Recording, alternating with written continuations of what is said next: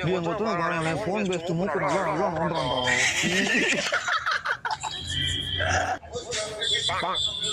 ஏய் மூக்க மட்டும் நோண்டலாம் கையை கீழே விட்டு நோண்டி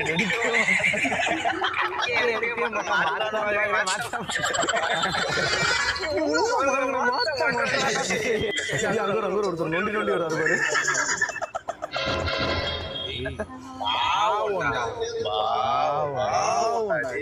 நீங்க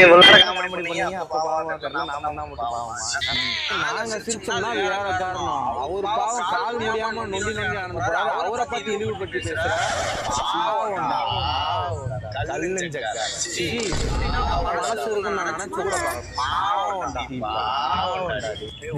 தெரியாம சொல்லிட்டேன்.